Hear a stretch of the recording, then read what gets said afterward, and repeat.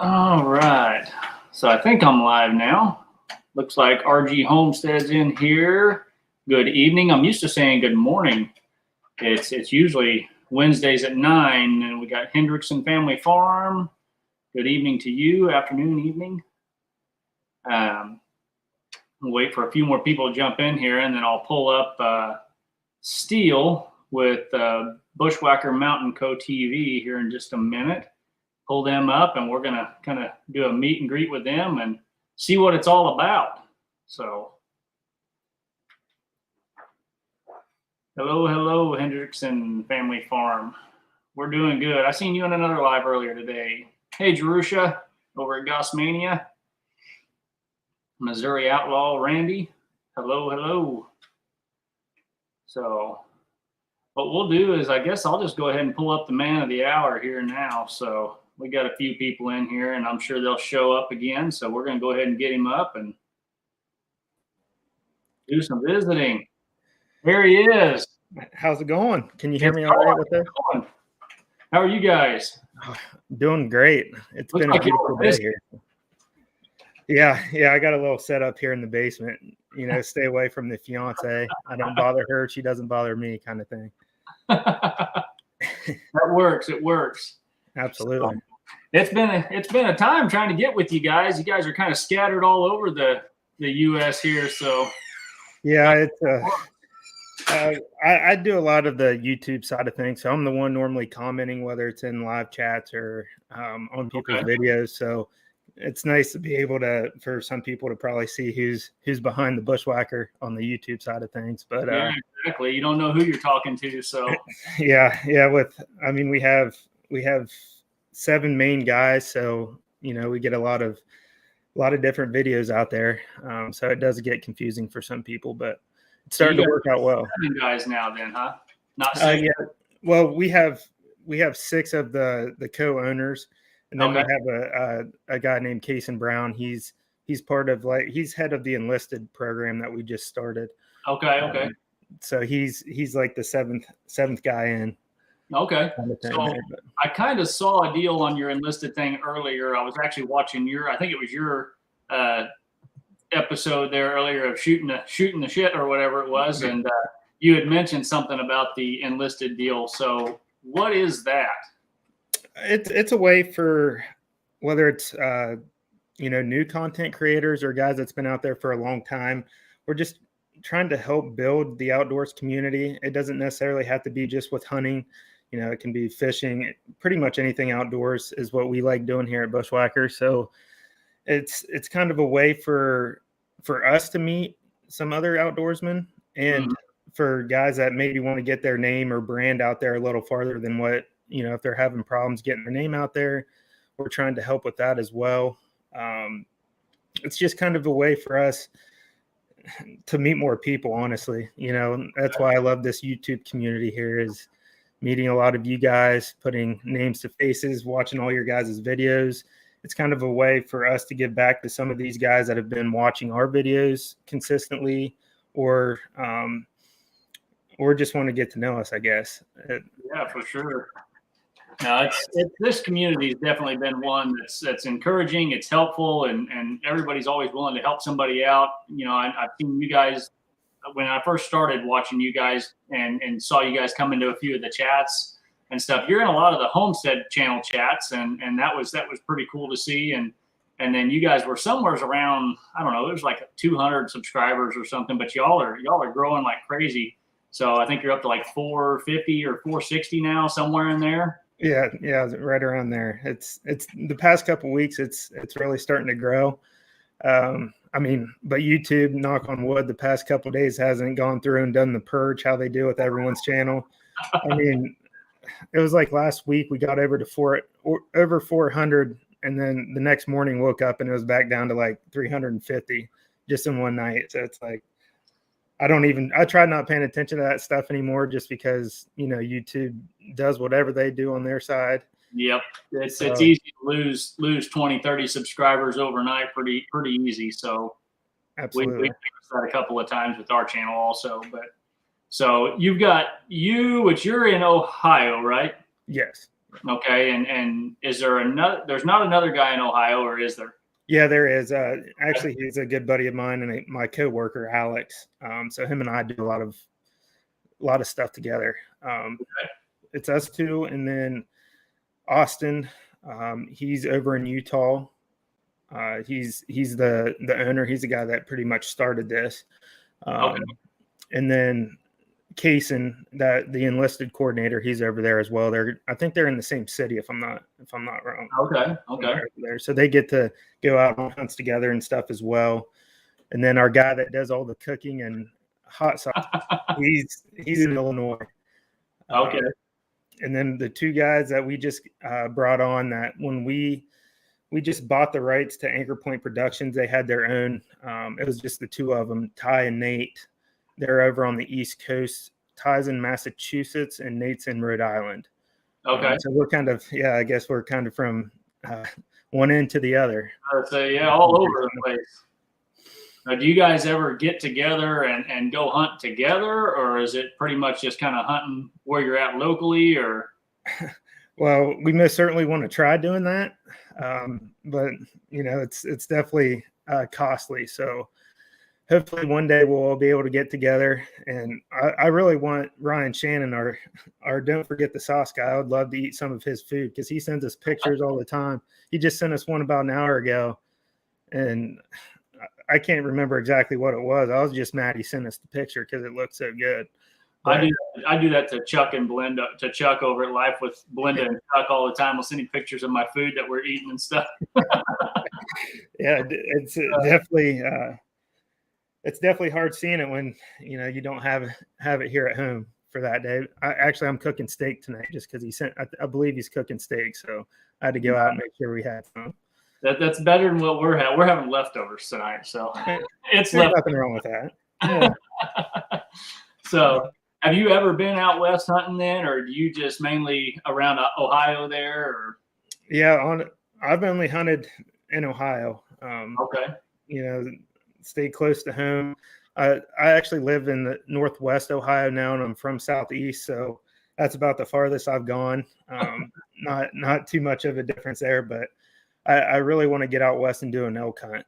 That's definitely on the bucket list. Yeah, it'll change your whitetail hunting forever. So when we first went out west, me and my brother-in-law, we went out there and hunting elk and stuff. And man, we went to Wyoming the first year, which was probably not the smartest thing to do because now it's just like we want to go to Wyoming every year. But Wyoming's point system, you have to have 3 preference points to be able to draw just a general tag now in Wyoming. So it's a whole lot different out there now. But my brother-in-law, he goes with me every year. I go with him. And then my wife's cousin actually started going with us now. So between the 3 of us and putting in preference points each year, we're hoping to be able to go to Wyoming at least, because we go and one of us will hunt and then the other 2 will be callers or whatnot. So it might work out to where we could go to Wyoming every year instead of having to go to Colorado now. So. Well, that would be awesome. Like you said, I know I've heard, especially from Austin and Kaysen out there. Like you said, once they've gone elk hunting, it's like nothing can beat it. That not only the country out there is beautiful, but I mean, just watching videos of them bugling. I mean, it gives me cold chills, and I'm sitting in front of a screen watching. I can't imagine being out there. No, it's a whole nother realm of hunting when you get out there. It's like turkey hunting on steroids. It is. It's like when you hear a turkey gobble and stuff, that's exciting. But when you hear a bull bugle at you and he's 50 yards away or something like that, it's like, and he's screaming in your face.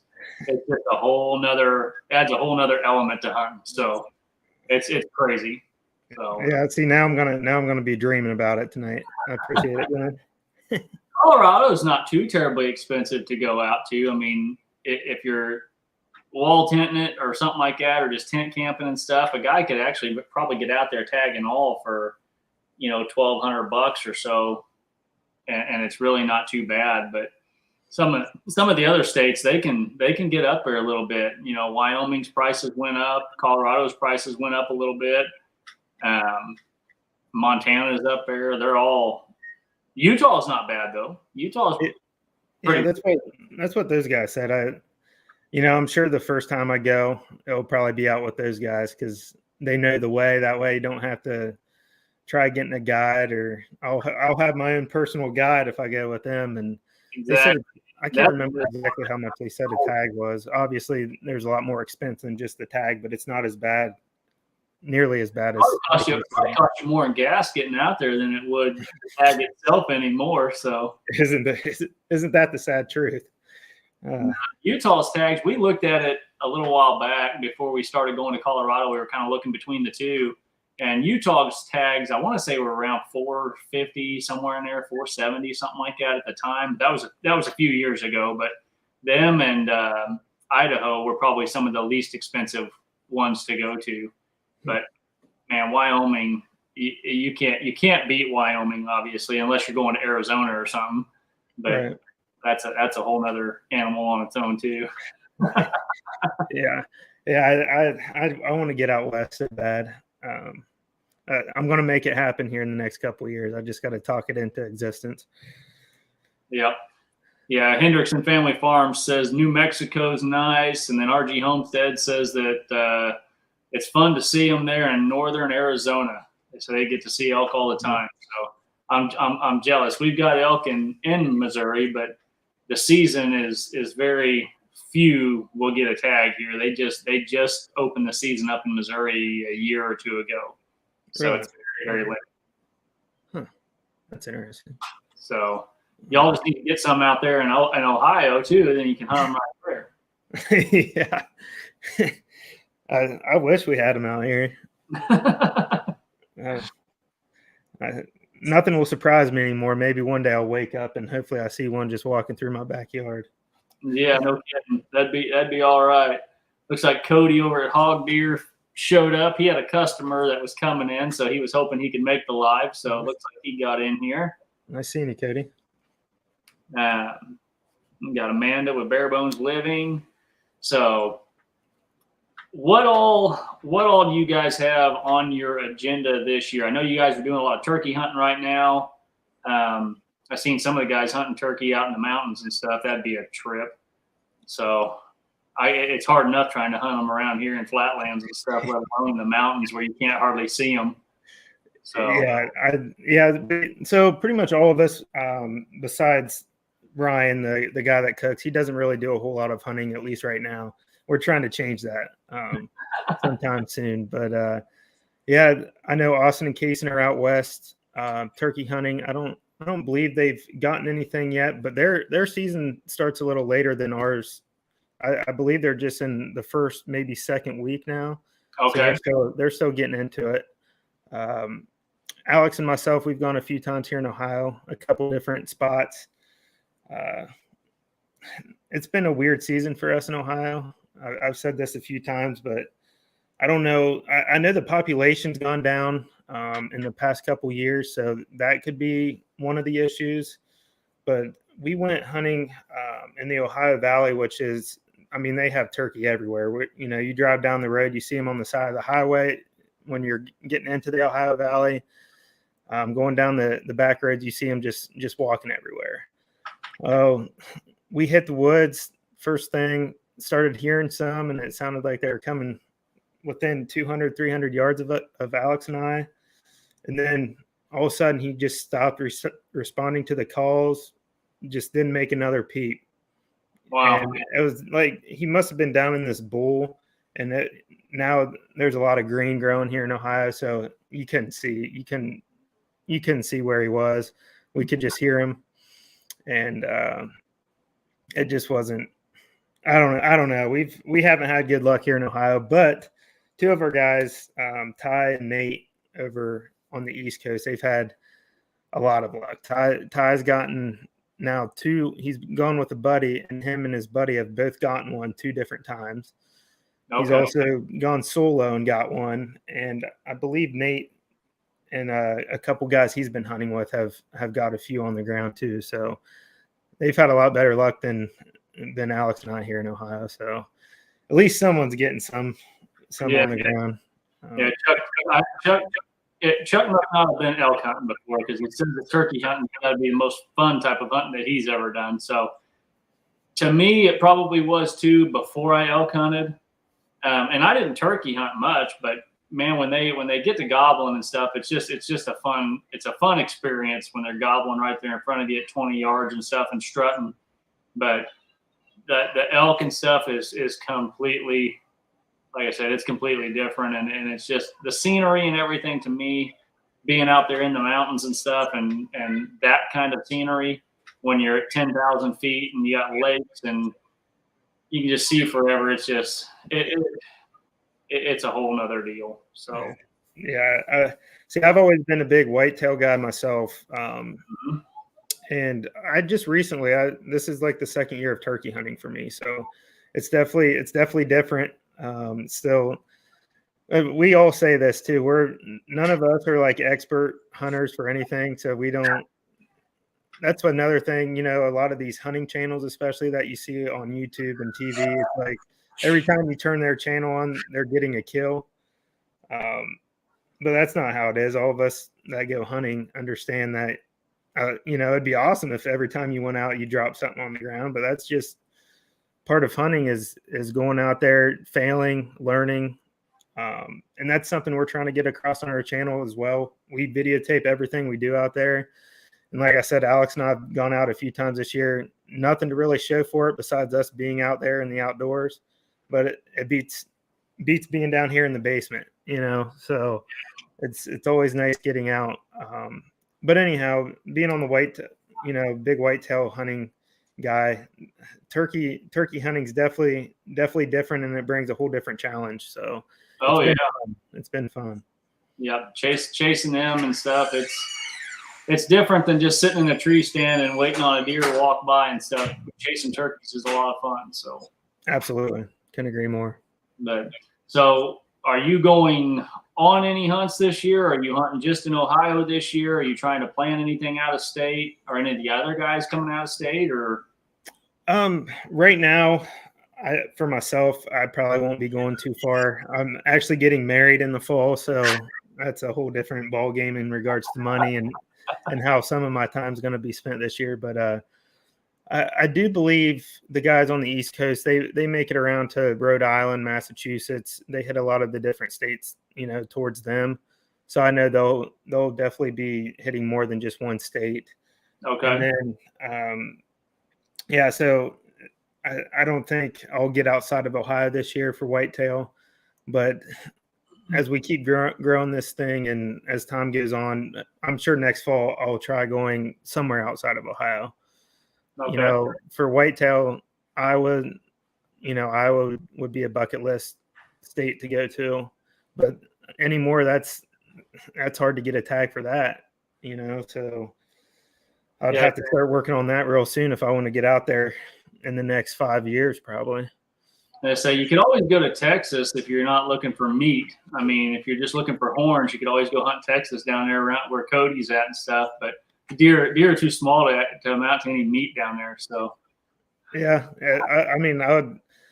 I haven't been in the state of Texas either, so I'm sure Katie would be able to show me the way. I might have to make that happen sometime. I told Cody he needed to come up here and look for morels because he'd never had morels or anything, and I guess I don't know if it's just too hot or whatever in Texas that they don't have them or what, but I invited him up, so let's see if it's always fun doing that, and it's one of my favorite things to eat. I love that. I haven't been able to do that here this year yet either, but I know there's a lot of good spots. In the past, at least, I've had a lot of luck finding a lot of the mushrooms around here, but yeah, for sure. Just haven't got out. So what's your guys' big plans for things upcoming? I mean, I know you guys just got finalized your deal with taking over that other company and kind of bringing them on and all that, but what's next? We're really focusing on building the YouTube community, just trying to meet as many channels and people as possible. Like I said, that's where a lot of my time spent when I'm not out getting any content. we also have an Instagram and Facebook page we're working on with that. But right now we have an online store that we're really trying to put about as much product out there as possible. Obviously, I'm like gold everywhere now that I'm actually looking at the Bushwacker logos and the Whitetail studs in the background there. But we just started putting some seasoning and hot sauce things on the cooking side on the website as well. So right now we're really focusing on trying to get as much things on our store as possible, to see how that goes. We love doing that. Austin's in charge of all the designing and things like that, and he's doing a heck of a job with that. But Okay.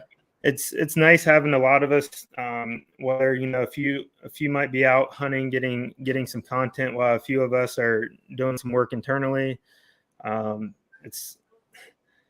It's a well-oiled machine now, though. We're on the same page with everyone with bringing on the new guys, and we're really starting to get the ball rolling on how we want to do things. So it's been. I assume everybody's probably holding down a full-time job still, and trying to get all this stuff going. It can definitely be a chore. So. Oh, absolutely. And another cool thing is why I personally enjoy being part of the Bushwacker community. Austin and Ryan, they're veterans. I believe they were in the Army. And then Ty, one of the new guys, he's a police officer. So I've always been big on supporting both the military and the first responders. So it's kind of cool being a part of a group that has both sides represented. So I definitely enjoy that part as well. It's pretty cool. Yeah. So filming and stuff, I assume everybody's filming all their stuff when they're out hunting and things like that. I've been on a side of that where I've done it for a few different channels and stuff. Obviously, I'm wearing one of them now, but they're still doing it. But it's tough. I know, if it became where it was more so like a job versus, enjoyment and having fun with it, and still for me. So how is that for you and some of the other guys? How do you balance that with everything else, with home life and all that, and trying to make sure it doesn't just take over? Yeah, I mean, that's definitely tough. And I know, most of us have a family or are starting a family. So it does take up a lot of time. And I know personally, trying to find the balance is definitely a learning curve. You don't want to, as much as I love being out in the woods and out doing it, it's a lot when you're doing the content creation side, because not only when you're out there hunting, when you get back, you're spending hours editing the video, being on YouTube, watching other videos. It is very time consuming. And like you said, on top of the full-time job, it's been tough getting used to, and I'm still personally getting used to it, trying to find that balance. But so far, it seems like we're all pretty lucky with our significant others and our family. They're really supportive of what we're trying to do. And I think they understand that this is new to us. So it's going to take a lot of time now away from them. And hopefully in the future, it kind of pays off. But I don't think there's ever going to be a right answer for that. It's always going to seem like, oh, I wish I had more time out in the woods, or man, maybe I should be at home a little more than what I have been. Yeah, so far it's been good. It's definitely there's got to be a balance there. Like I said, I did that for quite a few years, and it's fun. It's a lot of work. I know that when you're out there and you're taking all your camera gear and everything into the woods with you, and you don't just get there like you used to and climb up in a tree stand and sit down and just start hunting. It's, you're there an hour earlier because you've got to set up all your gear and get your camera arms in, your cameras, and it's not just one camera. Usually there's two, sometimes three, and yeah, it's a chore. It definitely is. So, and not only that, the money for all that stuff too is not anymore. It's right now, personally, I'm using my cell phone still, so it's like that's a whole different ball game as well. Yeah, cameras are expensive. They're not cheap, especially when you're trying to video good content. I mean, if you're not spending, you know, $3,000-$4,000 on a video camera or something, your cell phone does just about as good of a job as the cheaper cameras you can get. So right. yeah. So Yeah, and some of our guys have the nice cameras, and you definitely can tell a difference.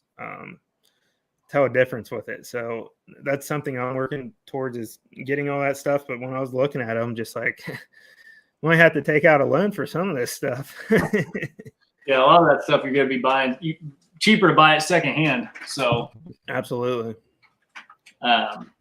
So, you know, the elk hunting and besides the whitetail hunting, the elk hunting and stuff, has any of the other guys done anything else? Or they, you know, anybody chasing antelope, anybody out, you know, looking at, you know, hunting bears, anything like that? You guys probably don't have those out there where you're at. No, I don't. And I know Ty and Nate, they have a bear hunt. I can't remember what state it is, but they have a bear hunt they were talking about they're doing this year, and they're excited for.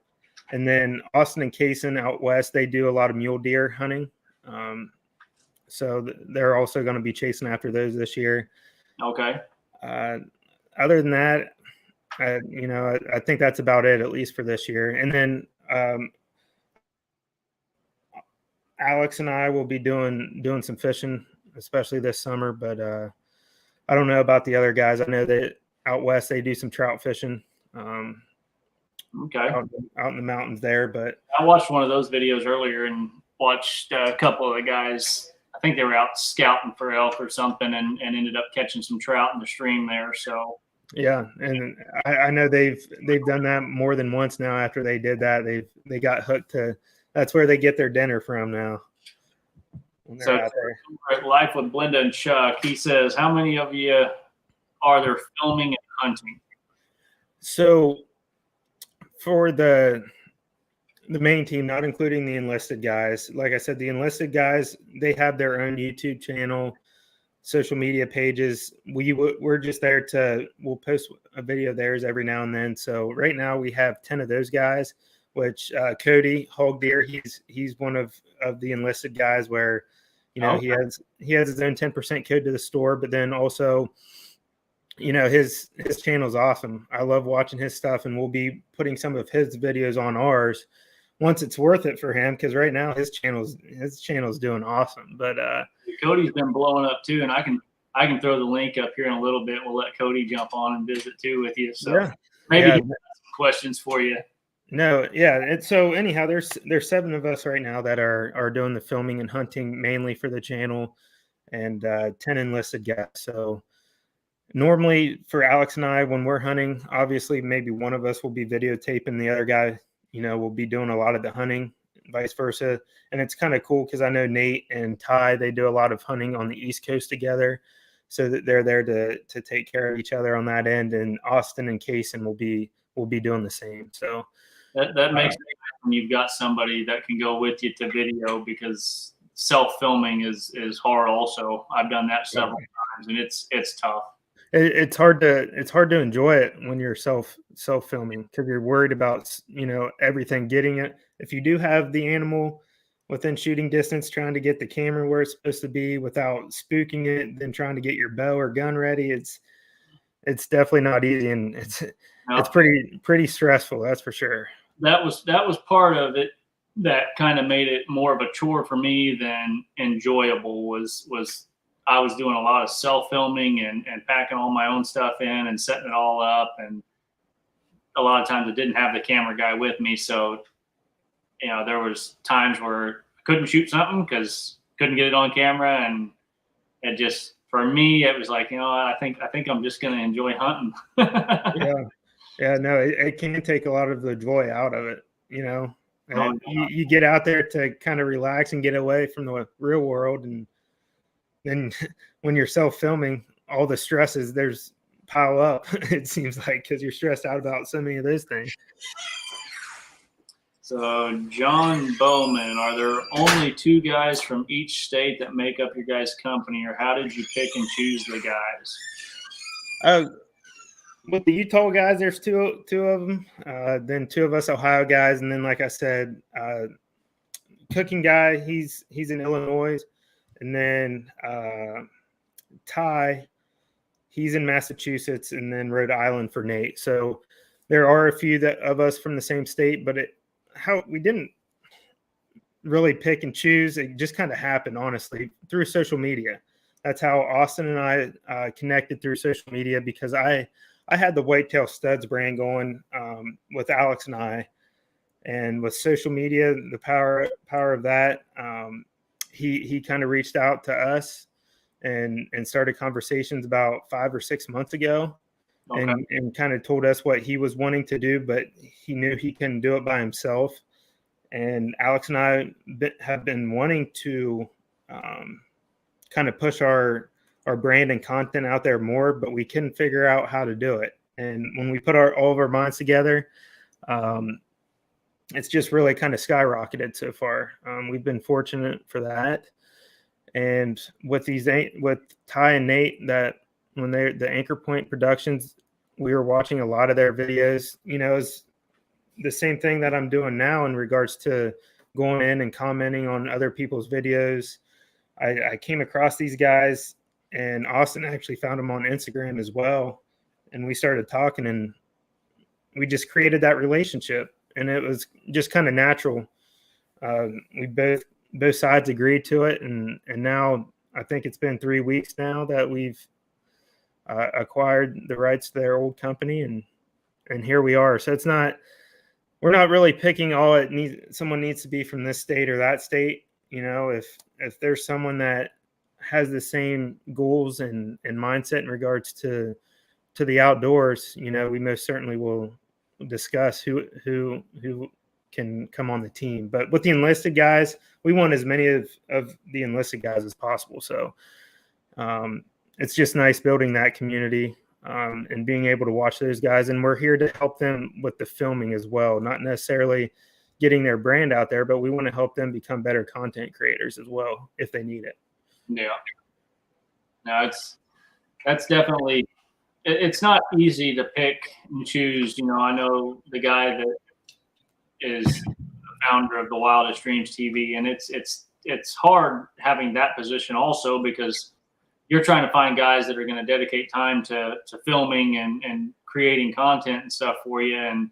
And if they're not, then a lot of times they get a lot of perks and stuff like that, and they don't create content, and they're not holding up their end of it, but they got a lot of perks and stuff to begin with. So that's tough to pick and choose and know who's going to actually come through for you and get you content like you're needing. So yeah, we're going to run into that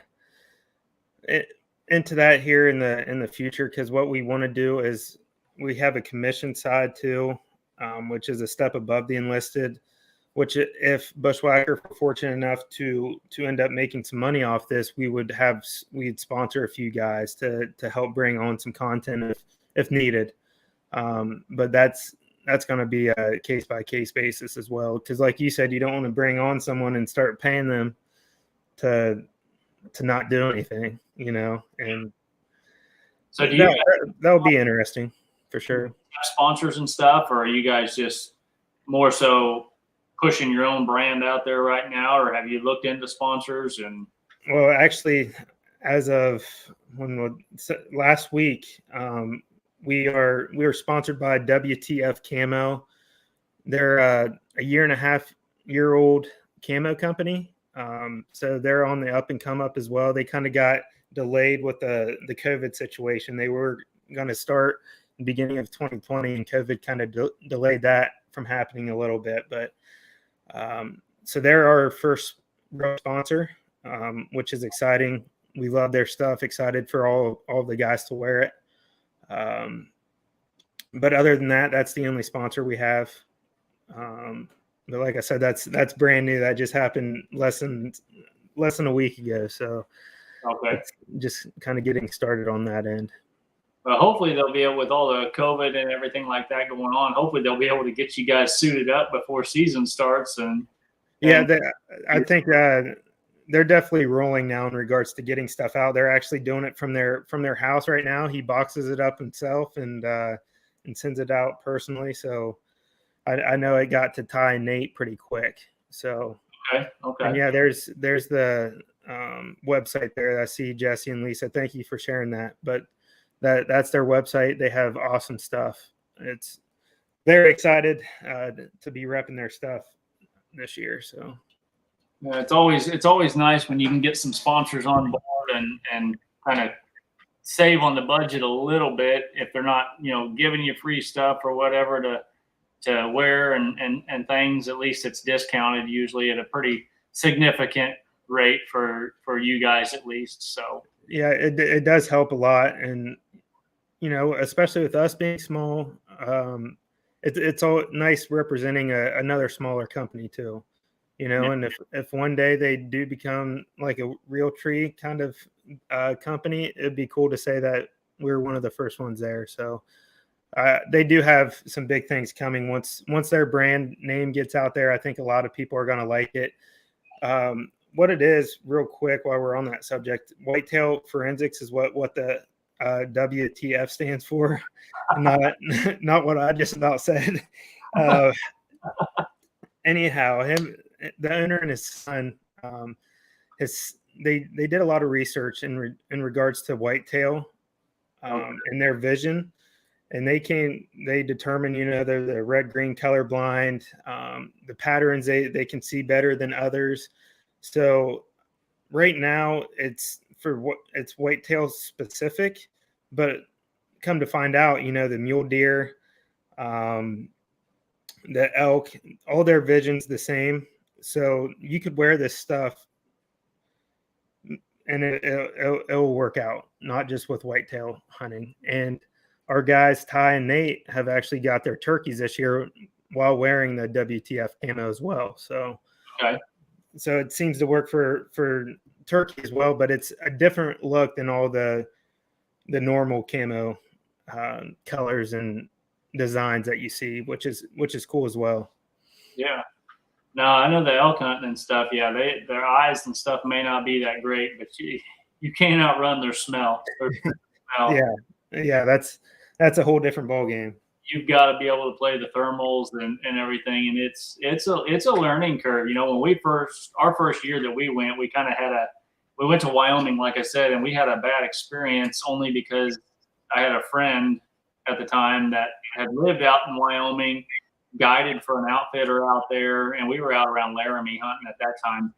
And so he had moved back anyways. He was going to go out and he was going to call for us, and oh yeah, I can get you on elk and this and that. And we get out there and it was a combobulated mess is what it ended up being. He was still trying to, hold a residency in the state and 2 states, and ended up getting the outfitter called him in and called us in, our group, to the game warden. So the game warden was following us around for 24 hours and didn't know about it.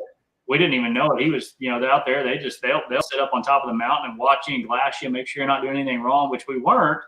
But come to find out, my buddy didn't have a legal tag because he was not a resident in the state, and he had bought a resident tag. And so he couldn't call elk, like he said, and it was a mess. Me and my brother-in-law ended up chasing elk for like 7 out of the 10 days by ourselves because he was running back and forth to town trying to figure out a way to get out of this whole mess. And so after that, it was like we told ourselves, we won't wait and have somebody else try and do it for us anymore. So we watched a lot of, Corey Jacobson, and did the elk University 101 course and all that to learn how to call elk on our own. And we both got very proficient at it to learn how to hunt on our own and not have to rely on somebody else to come out there and do it for us. So it was a mess, but man, yeah, you can't outrun their sense of smell though. You've got to play those thermals, and if you don't, you'll blow them out of there every time. You'll never kill one. So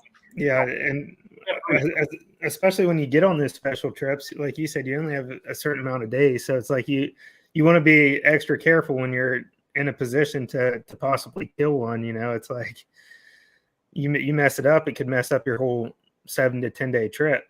Exactly. Something you've been waiting to do for years.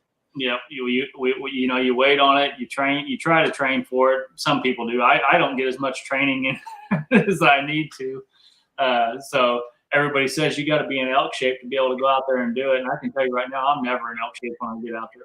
I don't know how like Cameron Haynes and all these guys do it, but I'm never in elk shape when I get out there. I can't. I've got so much other stuff going on, with work. We own a roofing company, so we work all the time with that. But we have our homestead and stuff too. So we're doing all these things. It's really hard to find the time to hit the gym. And we've got our own gym here at the house, and got plenty of stuff out there to do it. I just have a hard time making time to get in there.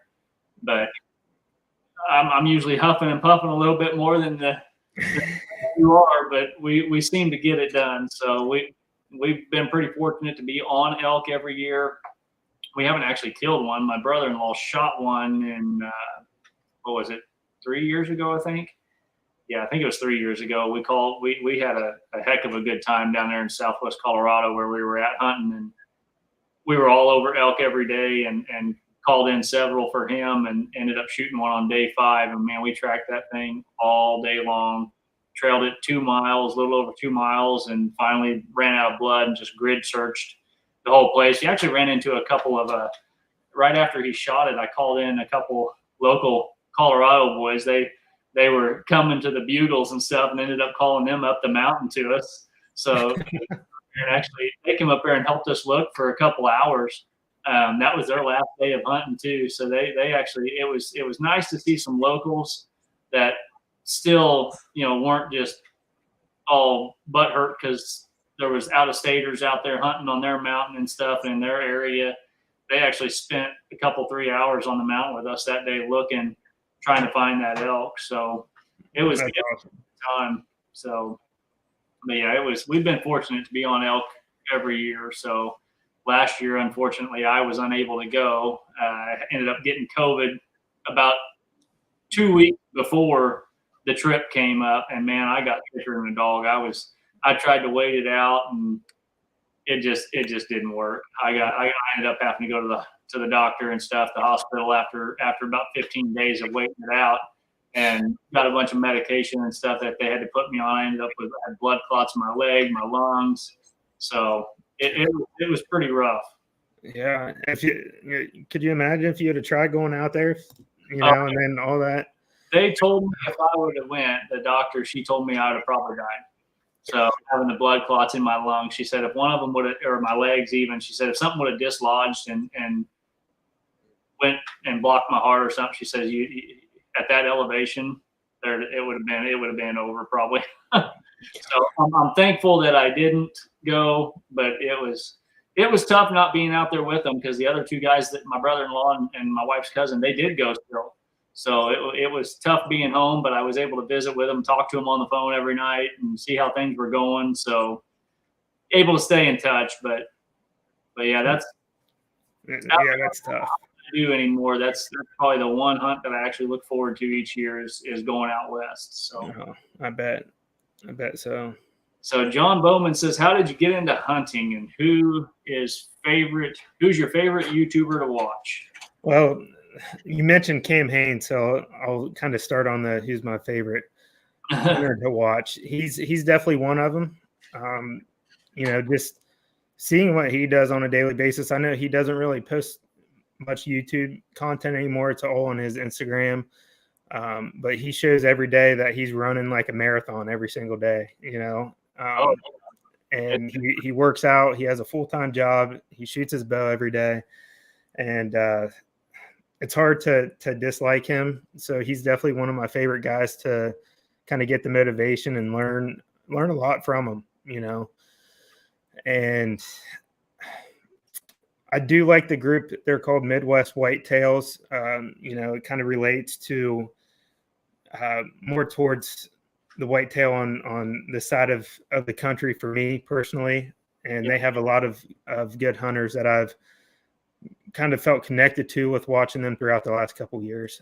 And then in regards to how I got started hunting, my grandpa, he loved the outdoors. So growing up, you know, I never really hunted with him. I would do a lot of fishing and camping. He was always doing that by that time, but he kind of stopped hunting at that age when I was, old enough to do some things with him. He stopped hunting. He just liked being outdoors. He would disappear for a week, take his little camper that was on the back of his truck and just disappear, But Yeah. so that's one way I got into it. And I had a few friends early on in high school that was really big into hunting. And I just kind of jumped in it with them, went out there with them a few times. And here we are. It's just the love for it's grown bigger and bigger every year. And just fortunate to be able to do it. There's nothing like it no matter what you're hunting. There's nothing like being out there when the sun's coming up or the sun's going down. And enjoy every time I'm out there, that's for sure. Have you watched Born and Raised? Yeah. I really I like their content really well. They do a lot of hunting with Corey Jacobson and Donnie and all those guys, but they put out some good content. Man, there's some elk hunting fools, that's for sure. So they seem to get in them all the time. Yeah, I do enjoy watching those guys. Hendrickson Family Farms says, do you do any predator hunting? Actually, this year I'm going to be coyote hunting for the first time. Alex has a buddy that his sister lives out on a farm here in Ohio, and she said, you guys need to get out here. She, her cattle's starting to take victim to all the coyotes there. So hopefully here soon we're going to get, all we need is to get the night vision for the guns and do that. I'm honestly not sure. I know Nate, he does a little bit of coyote hunting. I'm not sure if Ty does or not, but there's definitely going to be some videos of predator hunting coming on Bushwacker at some point. But I'm personally excited to do that, especially when, it's affecting someone's farm, affecting, their food and money. So hopefully we'll be able to have a little bit of success on that and have a nice video or two of it. Yeah, for sure. I'm going to throw that link up if anybody wants to jump in. I don't know if Cody's still in here or not, but if Cody's still in here, since he's one of your enlisted guys, see if Cody wants to jump in and say hi, or anybody that might have any other questions I haven't asked. Or as long as it's not Great Farmer.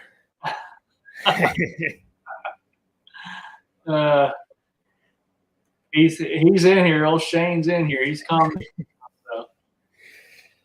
Oh, man. This is the first time I've actually jumped on a live, and watching a lot of lives.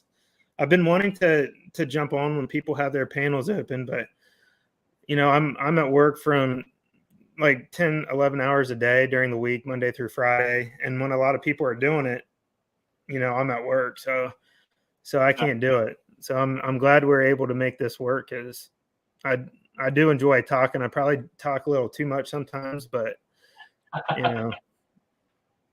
Oh, Hendrickson says, you do any pig hunting? I don't personally, and I don't believe anyone on the team does.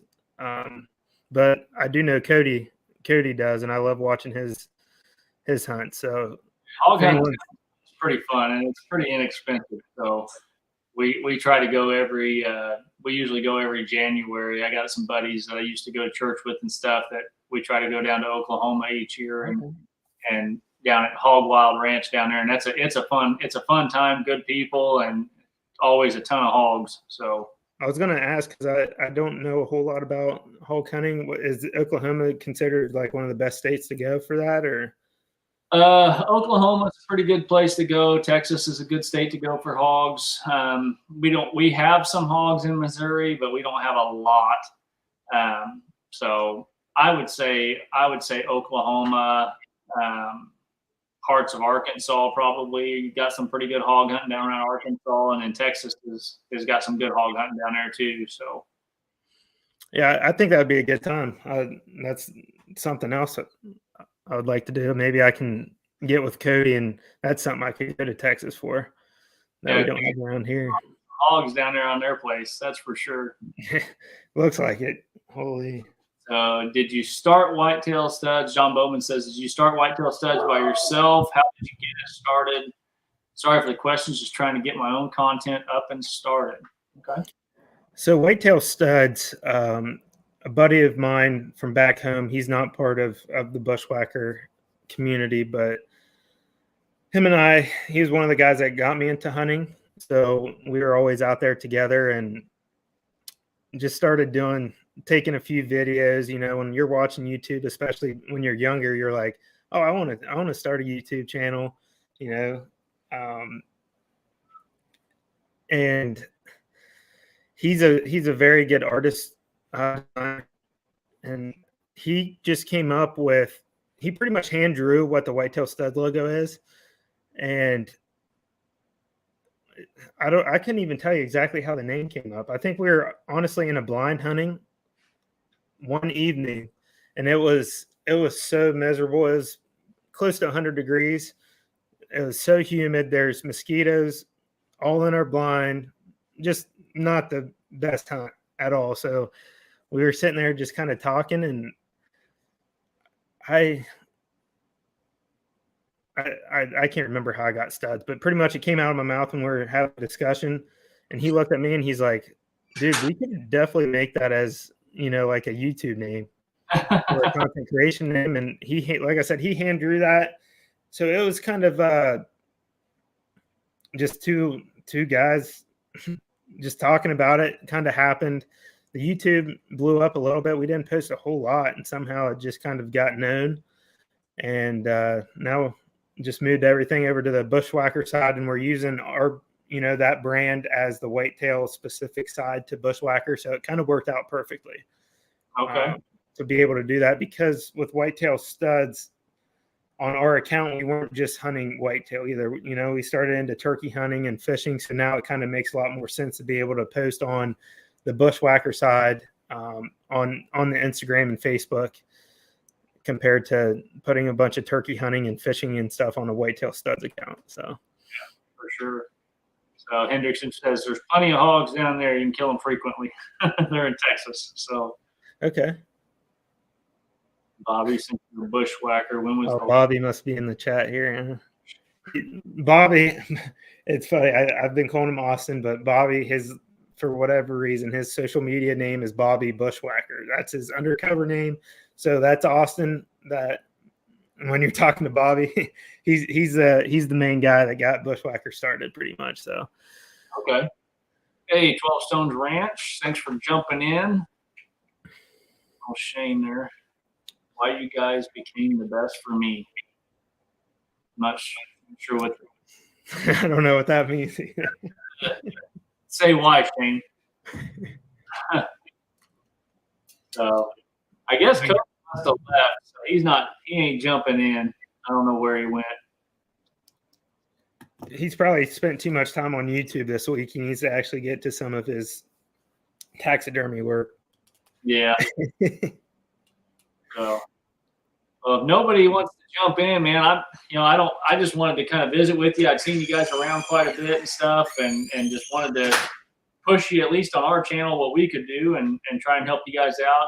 I know, like I said, you guys are growing pretty rapidly on your own. Not that you need my help, but you guys will probably pass us before long. So I don't think so, man. I really do enjoy watching your guys' content, and you know how you said you see us on a lot of the homestead channels.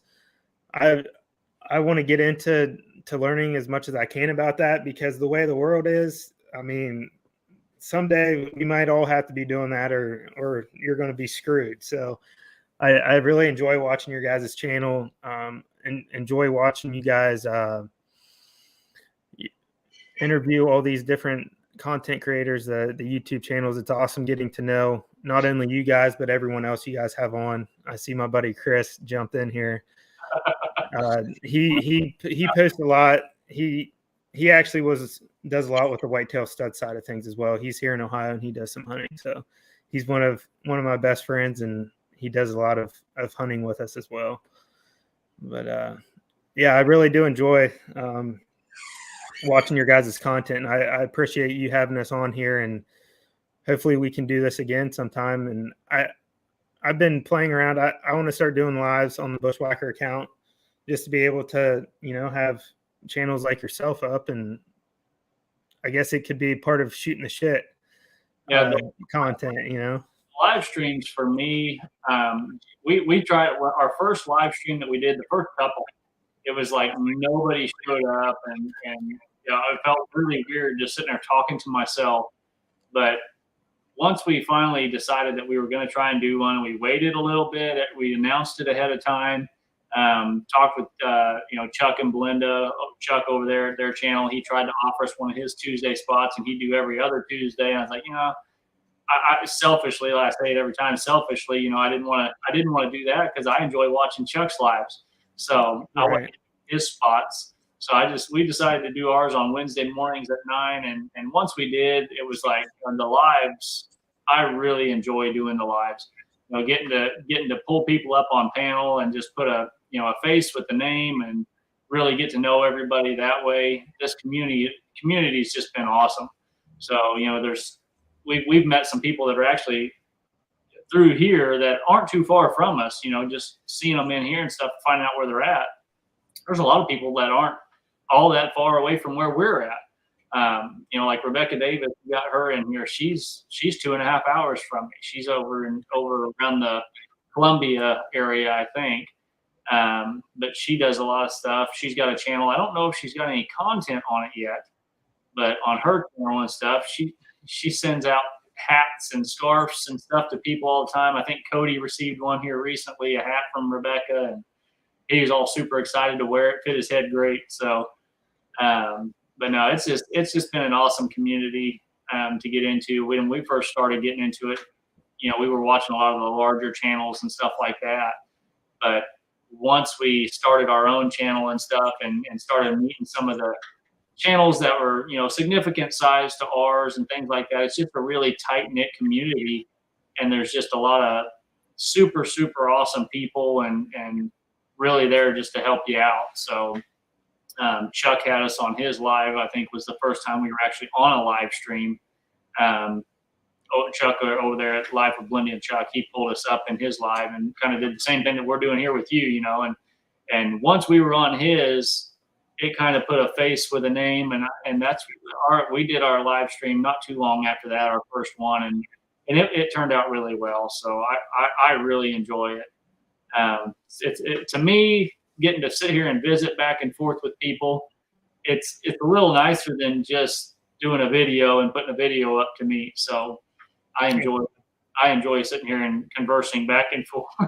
And like how you mentioned when you first started doing the lives, I enjoy sitting back and watching, everyone come up, answer the questions, or you just learn so much about these channels. So like you said, you can't really find out when you're watching just their normal videos.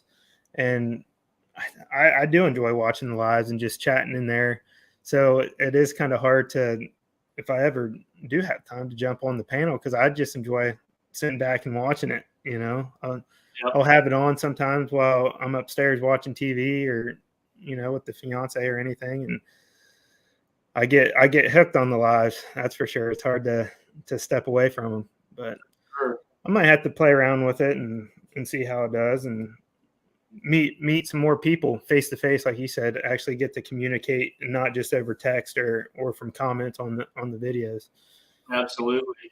Like I said, we've met some really awesome people, Chuck and Belinda, and then Jesse and Lisa over at Lazy Days Ahead, just and Tony and Joni over at Creekside Maples, just some really great people in here that we've actually, and Chris and Larry over at Chris and Larry Homestead. Just these are people that not just ones that are in our live, but we've actually been able to visit with more so than just YouTube.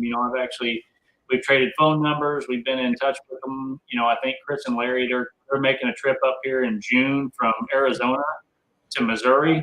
Some friends that moved up here and started a small homestead down south of us, about an hour and a half. Well, they're coming up to visit them, and while they're up here, we're gonna get together with Chris and Larry while they're up here for a day and try and make that work and hang out. And it's just been really neat to meet some really good folks. So I That's awesome. I mean, you can't. That's what it's all about, and that's what I enjoy the most about it too. It's not just the content creation part; it's creating the relationships with the community. So I'm loving every bit of it. Some days I probably spend a little bit too much time on YouTube, so I need to figure out a happy medium with that. But sometimes I just get hooked in with it and look down and I'm on it for hours. But it's been fun for sure. Pike Creek Farm says her husband went elk hunting 2 years ago, got an elk on the first day. Pretty exciting, self-guided, and first-time elk hunting. Wow. Would definitely be exciting. We were on elk the first time we went, like I said, but the time that we went to Durango, which was the second year we'd ever elk hunted, that was our first time down there. And the first morning on the mountain, we went out and actually scouted in July, and then went back out in September to hunt. And that first morning on the mountain, I was calling. We both bought tags that year. We both were hunting, but I was actually calling. I was packing my bow on my pack, and we get back up in there. We're not a mile in. I mean, 3/4 of a mile in. And I look across this canyon, and up on the mountainside on the other side of it, 100 yards, 150 yards across the little ravine there. It wasn't even a canyon, like a deep canyon. There was probably 30 elk coming across that side. And so we spot them, we stop, we pull back real quick. I run back and start calling. When I started calling, going on? What's up, Cody? Oh man, I haven't been present. I had a buddy come by and needed to borrow some of my taxidermy equipment, so I've been in the shop and it's hot in there, man. So yeah, I saw your text and he was just leaving. How are y'all? Doing good. Just promoting your guy here, man. I know. I see that. I had my hat on earlier, but then I was getting it too sweaty, my Bushwacker hat, and I was like, I got to put my old trusty that doesn't really matter. So it's already gone through. Yeah, it's already got the major sweatband and everything. It's 107 degrees here. Woo. Again. Yeah, I can. Wow. It's been a hot streak for you, right? Man, I bet we've already had 10 days over 100, and we probably had 20 days 97 or above. It's been brutal. Yeah. Wow. Yeah, that's not for me. No. It ain't for me either. Anything over 80, I'm done. That's it.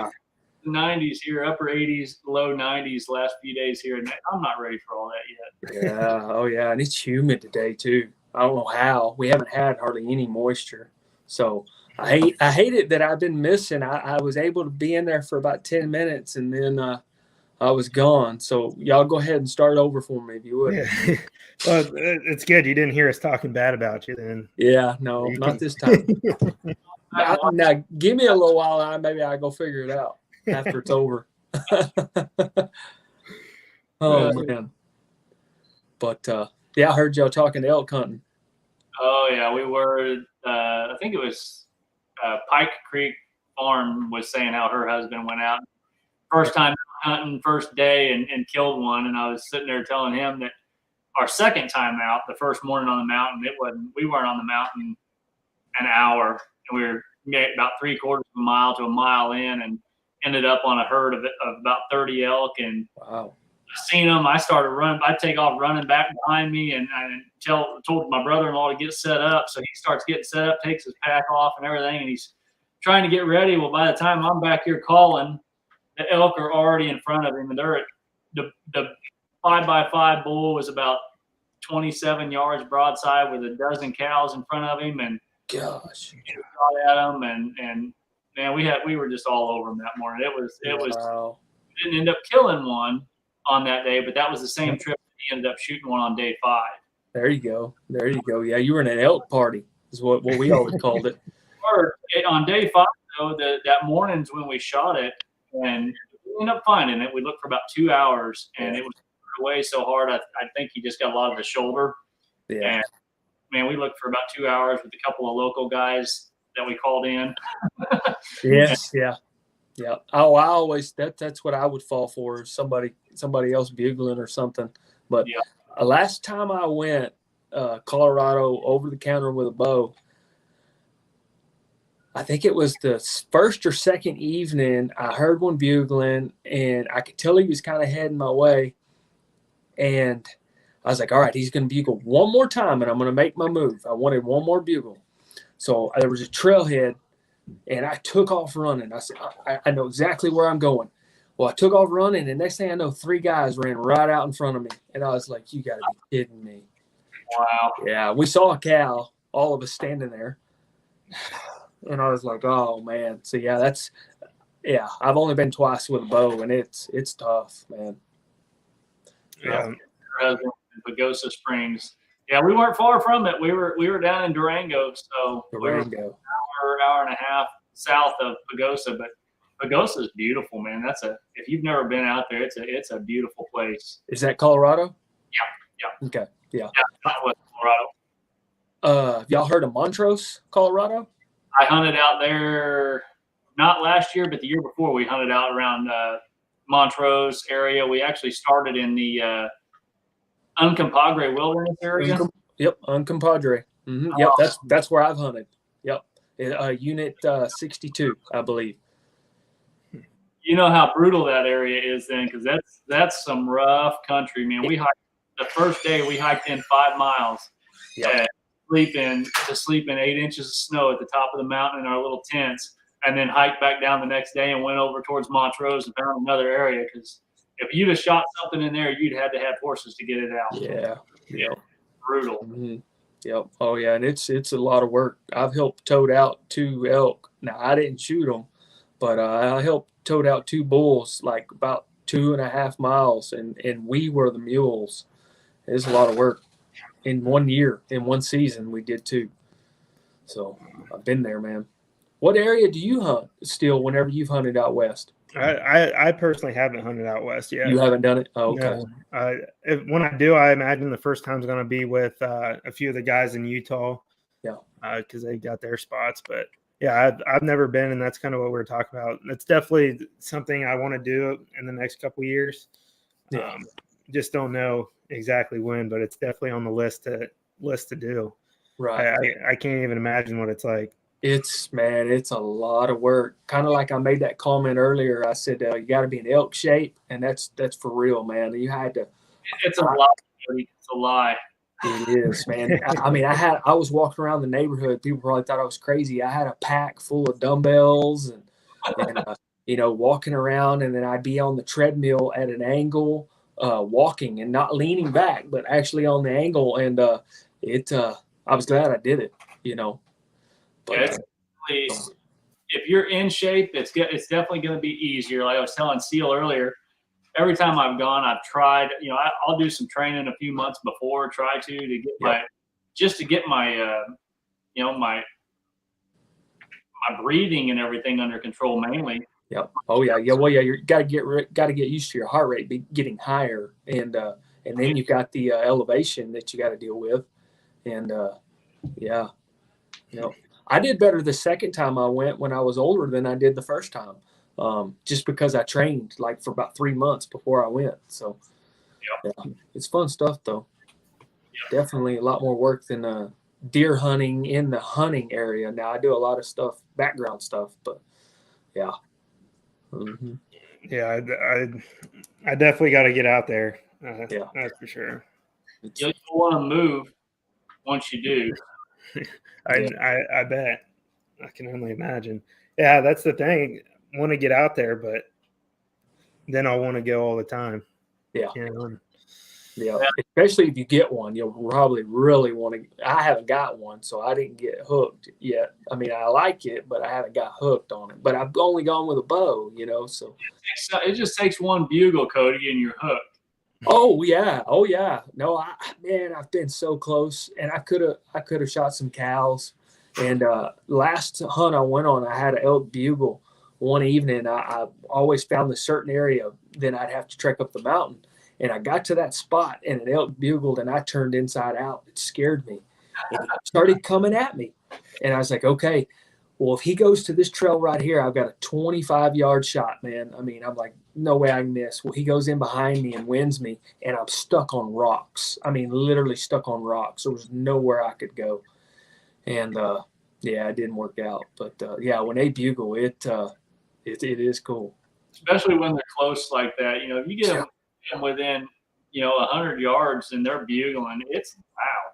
It is loud. Yeah, it scared me. I mean, I literally like jumped up. I mean, I thought something grabbed me, It's fun though. My heart rate goes crazy when I hear a turkey gobble. I can't imagine when a bull bugles. Yeah. Oh yeah. Well, that's fun too, man. I really like that. We've had them, and I'm sure if anybody's turkey hunted, you've been calling and they never respond, and then we've had them come in and not know they're behind us at 10 yards and gobble. And I mean, same thing. You just turn inside out, Yeah. Whoa. Catches you off guard. Yeah. The only time you went elk hunting, Cody, was down around Montrose? Both times was in Unit 62. Yeah, with my uncle. Yeah. And, yeah. How long ago was that?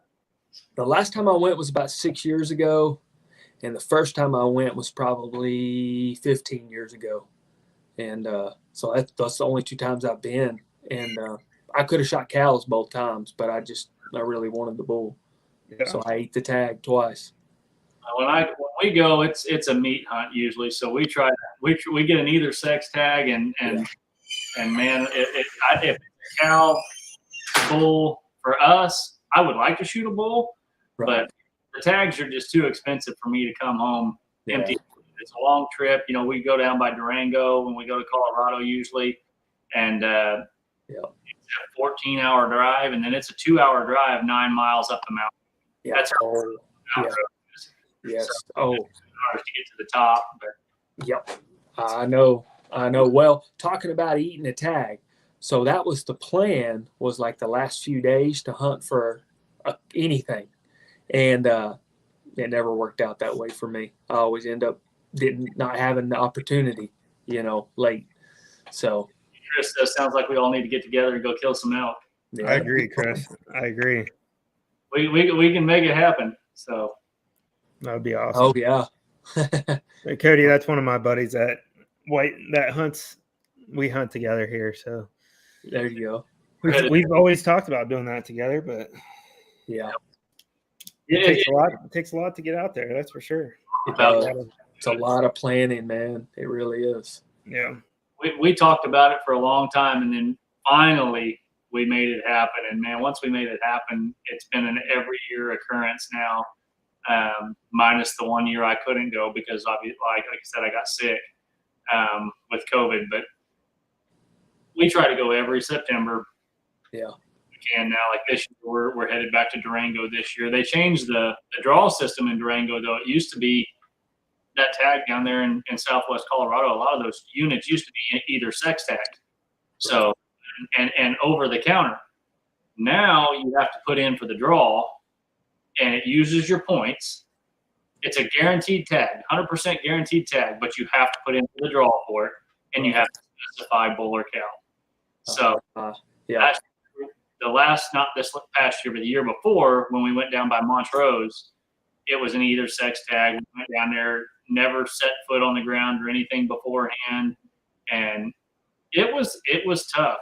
We saw some elk, but it was a lot tougher, and it wasn't near as good a hunting as down in Durango. So this year we just decided, we're gonna burn the points and go back to Durango, and we picked it. It's a bull only tag, so ain't no getting shot this year, but we're going to chase some bulls like crazy. Lord willing, we're able to go. So there you go. Now, talking about points, I have points. I think I have 6 elk points and 5 mule deer points in Colorado. You need to start putting in for Wyoming, Cody. Yeah, that would probably be a good idea. Wyoming takes 3 preference points to draw the tag, a general tag. But there's a lot of general units, and Wyoming is a whole lot better hunting than Colorado. Yeah, I believe it. Yeah, I believe it. A lot easier to call them in. It's still elk hunting, so you're still going to work for it. but it's the calling and stuff, the responding, the bulls responding and stuff, just a lot better than they do in Colorado because they don't get near the pressure. Right. So, yeah, Colorado gets a lot of pressure. That's for sure. I know it does. For sure. Colorado this year, but next year, Lord willing, we get to go. If things don't get too crazy, we're planning to go to Wyoming. So there you go. Heck yeah. No, speaking of Wyoming, I see Steve right there. Yeah, I know. I just saw Steve too. Yep. Yep, he just jumped in. Yeah, and then I see Jeremy in their pork chop. Trying to keep up with the chat. Yeah. Chuck says Glenn got all them boys to feed. Cody, your community tab is working. Yep. That may be how he found it. Probably that's what he says. Yeah. And I don't know about Steve. I don't know if you knew who Steve was, but that may be why Steve from Wyoming's in here. Yep. Subscribe to him. Cool. Yep. Awesome. And now all I'm going to be thinking about is elk hunting. So I appreciate it, guys. Appreciate that. It takes a little bit of kindling to get that fire going. Yeah. Yeah. Absolutely. One good thing about New Mexico is New Mexico is a complete lottery. So you can put in for New Mexico any year and have just as good of a chance as, you know what I mean? Because of the system, you know. So there's some good elk hunting in New Mexico too. There is, and it's not real hard. I don't think. I never hunted it, but I don't think it's that hard to get down there. Oh, there you go. Steve's asking you where you hunted in Wyoming, Glenn. In Wyoming, we were around Laramie, just west of Laramie, out by Arlington, is where we were at. That's cool. So, out in the Medicine Bow range out there. There you go. That's cool. Yeah, I just shared on my community tab. I got a sticker from Steve from Wyoming yesterday. So, okay. Yeah. He's a really cool guy. I'll throw the link up. I love watching them fish out there. That scenery is just I know. incredible. Isn't that different looking? Yeah. It's awesome. Yeah, it is. So Jeremy is he from out there too? Is he a buddy of yours, Cody? Or Jeremy's in Texas. He's another fellow Texan. He's in East Texas. Okay. Yeah. He ties lures and stuff. A few people in here that I've not seen before. So Yeah. Jeremy and John Bowman, I've not seen him before. He's been asking several questions, which have been good questions. And he's asking what everybody's biggest whitetail is. There you go. Everybody knows that Cody's is probably bigger than all of ours. Yeah, exactly. That's what I was thinking too. Well, tell him. Fence and let somebody's deer out. So no. I shot my biggest deer this past season, which was 162 and some change. So that's the biggest one I've killed. Yep. Mine's only a 140. So 140. There you go. Yep. So John, my biggest is a 201. Yeah. If y'all haven't seen that video, you can see that on Cody's page over at Hog Deer 79. That deer is a stud. Yeah, it's a big deer. He's a deer. I did miss one that would have probably been at least 180, I would say. Yeah. At least just used my bow, and it was a 30-yard shot. It was a couple years ago out of a blind, and I don't know what happened. I think buck fever got the best of me. I just shot it probably an inch or two too high, and he did that little dip too. You know, when they jump or whatever, he dipped a little bit. And my father-in-law, we had a lease up in where we used to live, and we had some pretty good deer on it. We had one that is a big 9-point, about 160-inch 9-point up there, and here. Went out to hunt him. He was coming in regularly. He went out to hunt one evening. He had a ground blind set up, and I told him he was hunting with a crossbow at the time. And I told him, I said, be careful, shooting through the window. I said, it's very easy to shoot through the bottom of the blind, and make you miss. You gotta, because when you're here, if you're not above that window, your arrow anyways on the rest, you'll shoot right through the blind. And he ended up going out there. He didn't think it was too big. He thought he'd be all right. And he got out there hunting, and that deer come in at like 30 yards. And he went to shoot at him, hit that blind, and just sent the arrow right underneath of him. And he come back and said, I missed him. I said, what happened? He said, shot through the blind. Yep. Mm-hmm. Yep. That's funny. That'd be a good one next year. Yep, that's right, poor Chubby. He would have been even bigger next year. But he ended up killing that deer. We never ended up killing him, and we don't have that lease anymore. But there was another deer we called Nobby that we were chasing for a few years, and he ended up dying of old age, about an 8.5-year-old deer. And when they found him in the pond across the highway from our lease, they found him in the pond dead over there, natural causes, and he ended up scoring right at 180. So that's a big deer. Gosh, wow, man. What's your favorite animal to hunt? 12 Stones Ranch. Obviously, mine's elk.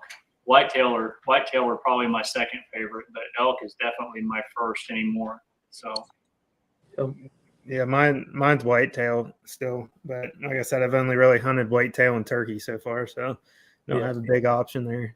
Yeah, for me, even though I have elk hunted, it's still whitetail, just because I can do it so much.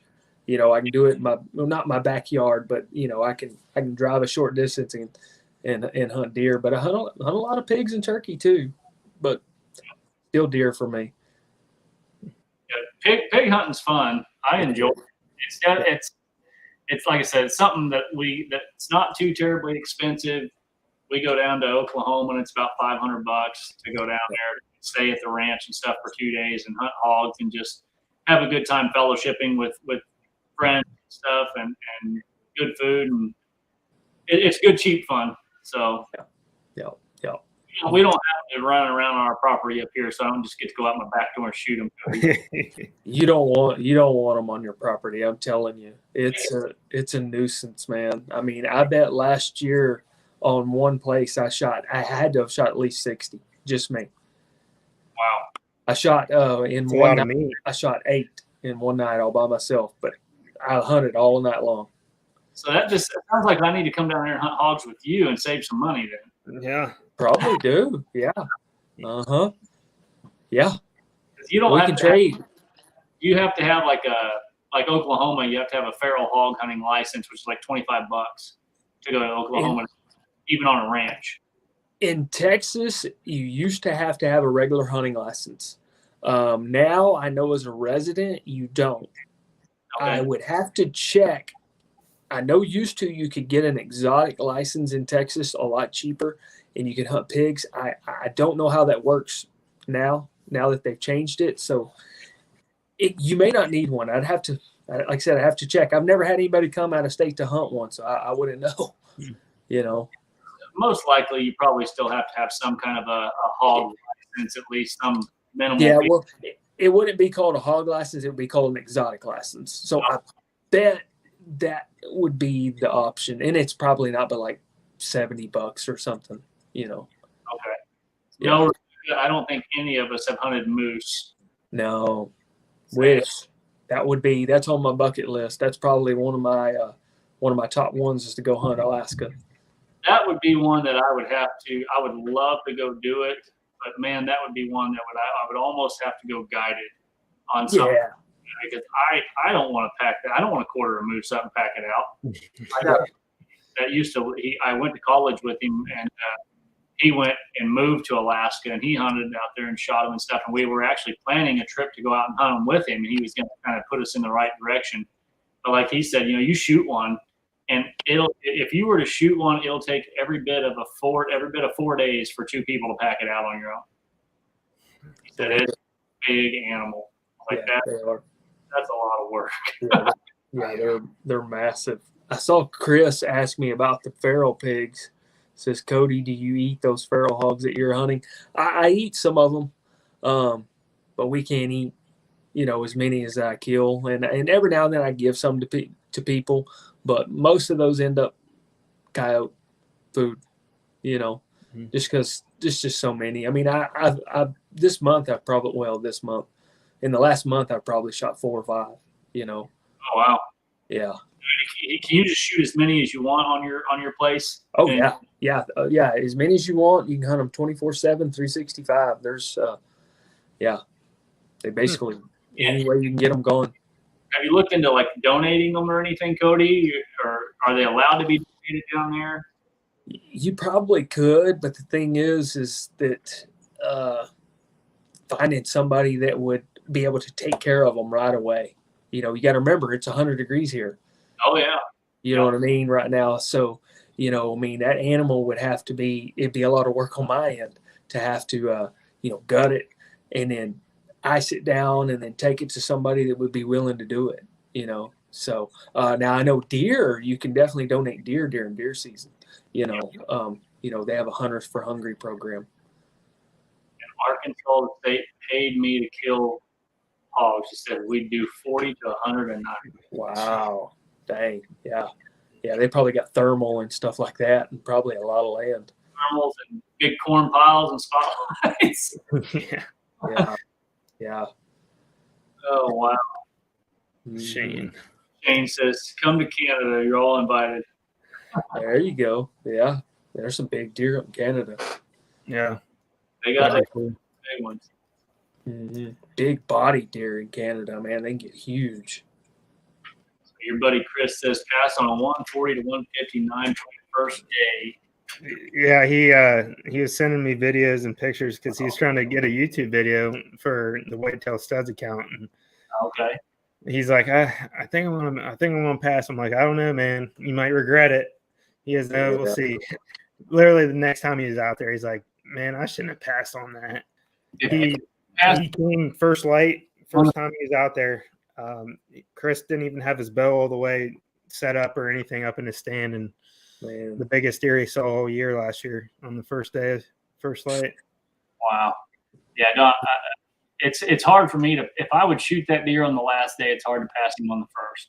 Yeah. It's not ideal anymore though. If it's not going to go on my wall, I'll shoot a doe because really, yeah, the bucks and stuff. I sold a lot of my mounts this year because wow, I had probably, I don't know, 7 or 8. And I wasn't going to hang them in the basement anymore, and Jessica wasn't going to let me hang them all upstairs. So I ended up keeping 4 of my most memorable ones and stuff, and got rid of. I think I sold 4 or something like that, 4 or 5 stuff earlier when we first moved into this place.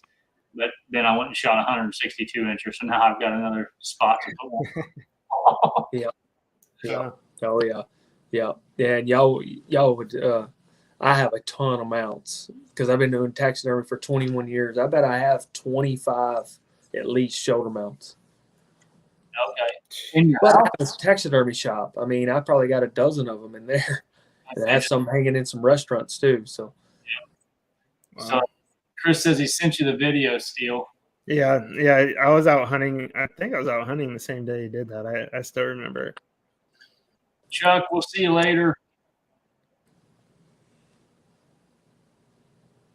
So, no, it's fun. So, elk hunting and stuff. Yeah, that's the deal. So, we'll have to definitely see if we can get together sometime and see if maybe meet up somewheres, and even if we're going different directions on the mountain or something, and just see if we can get together and do an elk hunt or something like that. So yeah, be fun. That'd be awesome. Well, we can always go hunt whitetail in Missouri. It's kind of in the middle, right? Yeah, come on up. I've only got 20 acres, but there's about 3,000 acres of conservation ground just east of me here, out by my dad's place. So I spent a lot of time out there in the past, but there's a lot of ground out there, a lot of public ground, and it's archery, it's bow only. So is it bow only? Yeah. Get near the pressure that some of the other places will that allow rifles and stuff. So right. I've got sure. What's that? There's definitely places to go. Yeah. See, that's what y'all have in Missouri. See, here in Texas, any public land we have pretty much is all through a draw system. Okay. Yeah, and I mean I've drawn a few times, but it's really hard. I have for mule deer, I have 15 points for mule deer. Wow. Yeah, and then pronghorn I probably have about a dozen, and then whitetail either sex I think I have 13. So, and so that just tells you how long I've been drawing, how many years, and I haven't drawn. So Yeah. Mule deer is a hunt that I would like to do. I've done it when I was in college. We went out to Nebraska and muzzle loaded for mule deer, and we all ended up getting one. But I would like to actually go on like a spot and stalk type deal with my bow. I really enjoy hunting with my bow. Yeah, that's what a few of our guys love, mule deer hunting. They enjoy it almost as much as elk hunting, but that's what they do, a lot of that in Utah. Yeah. We see a lot of mule deer when we're out there elk hunting and stuff. It's almost like we see more mule deer and grouse than we do elk. But yes, yep. In Colorado, I did. Mule deer. I could have got mule deer way easier than the elk. Oh yeah, yep. It always seems like when you're out hunting something, if they're not in season and you're hunting something else, is when you see them, and then vice versa. Yeah. It seems like. Mm-hmm. Yeah, it's the same here with turkey and whitetail. During whitetail season, turkey come pretty much right out to me. During turkey season, especially in the spring, deer just sit there and look at me 10 yards away. I'm like, yep, yeah, be kidding me. Mm-hmm. Yep, for sure. Now we see a lot of mule deer out there elk hunting and stuff. But if we were mule deer hunting, we'd see a lot of elk. So it's just how it works. Yeah. it is. We've had some pretty hairy spots we've gone into too, where there's been a lot of bear scat and everything, and places you probably don't want to be in the middle of the dark. We've walked through. Yes. Oh yeah. Well, I don't know what your experience is with bears, but every time I ever got near a bear when I've hunted in Colorado, it was running away from me every time. Now I thought one was going to run over me one time, but it ended up being a beef cow, because I heard something coming down a trail behind me, and I was like, oh no. Of course, first thing I think is bear, and the next thing I know, because the area we were hunting had cows, and it was a cow, and oh man, it scared me. And it's hard to scare me. Yeah. No, it's yeah. I think we've seen a bear like once out there, and it was at a distance, but we've never actually been up close to any. Now, when we went out scouting in July, though, we found a lot of old elk scat, but a lot of fresh bear scat everywhere in July. We got out there in September. I'm the only one that's being able to be seen. And once we got out there in September to hunt, it's like there was no bear scat anywhere, and a lot of fresh elk sign in September. So everything kind of switched roles where it was at. But there was one night towards the end, we dropped down this big ravine to kind of go out and just wanted to check it out. And we dropped down in there, and it's like just straight down. We get to the bottom, and it's almost dark, and we're about a half mile from camp. We get to the bottom, and there's bear crap everywhere. I'm like, this is not where I want to be walking through in the middle of the dark. So it can be pretty hairy. So yep. First year we hunted in, where were we? We were in Colorado. Yeah, it was the first time we were in Colorado. We got there and we went out. We got camp set up and we went to leave camp, and we walked 100 yards from camp. They say there's no wolves out there, but they're liars. We walked about 100 yards from camp, and the wolves just lit up. This is 3:00 in the afternoon, and they weren't coyotes. And they were definitely wolves, and that make the hair stand up on the back of your neck. I bet. Oh yeah, because there's not just one. I'm sure. I mean, there's normally many. More than one. And my brother-in-law, being who he is, he wants to go. That's the direction we were headed. He still wants to go, and I'm like, I want to go the other way. Yeah. Oh, I don't blame you. Yeah. Well, they're huge. They can be bigger than a man. Even we were packing sidearms, but I still don't care to be all that extreme and go chasing elk where there's a bunch of that right now howling. Yeah. Oh yeah. So What do you pack or for your sidearm? I just carry a 9mm is all I carry, and if I was hunting in grizzly country or something like that, I'd probably carry my 454 or something. Yeah. Out there for black bears and stuff like that, which I know black bears kill more people every year than grizzlies do, but I don't know. The 9mm for me makes me feel at least safe having a sidearm on me versus just my bow, because we always go bow hunting. Right. We're never out there with a rifle, so that'd be a story with a gun. But just the 9mm is what we're usually carrying. I think he bought a 10mm before we went last time, so he's actually carrying a little bit bigger gun. Not much. I've got a 10 mil, the Glock G40, man. That is a cool little round. I got a few videos posted me shooting pigs with it. Okay.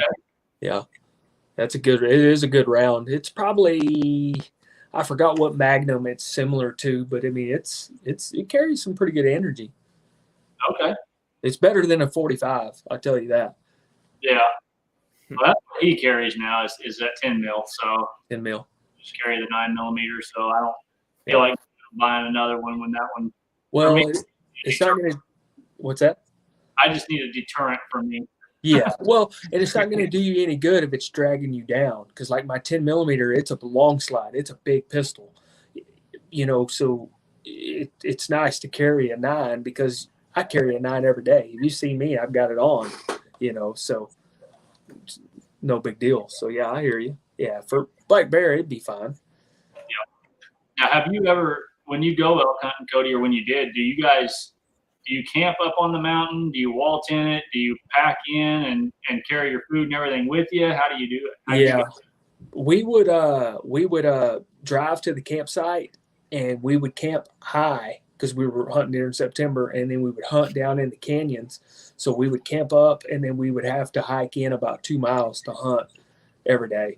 And then we would hike back out. So that's how we did it, Sometimes you would go further than 2 miles. Sometimes you may go 3 or 4 miles, just depending on, what you felt like doing. So, but, yeah. I think. Is he still there? I think he went still. That's what I was. I think it's our show now. Still. Is he blinking? Right. Yeah. He's like a statue. And I thought you were one there for a second. That's pretty impressive. He can say that still. I know. It's not funny anymore, Glenn. That's John said bobcats are terrible where he's from. And here in Ohio, we've gotten pretty bad with that too. Oh, look at here. It's our show now. It's just, we're taking over. Yeah. We're gathered together instead. Bobcats are terrible. Yeah. Can y'all hunt bobcats in Ohio? Only on your land. If they're on your private land, you can. It's pretty much like a coyote. If they're on your land, you can shoot them. But I mean, I've seen a few, and I know a lot of people around here have on public land. Just you're up in a tree stand or whatever, and they're just going about their day, ruining your whitetail hunt. Right. Yeah. So.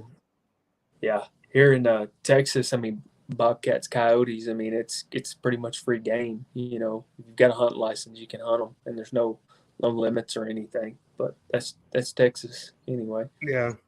I know it. I don't know if you I'm pretty sure you follow Mark J. Larson Outdoors. Yeah. Yeah.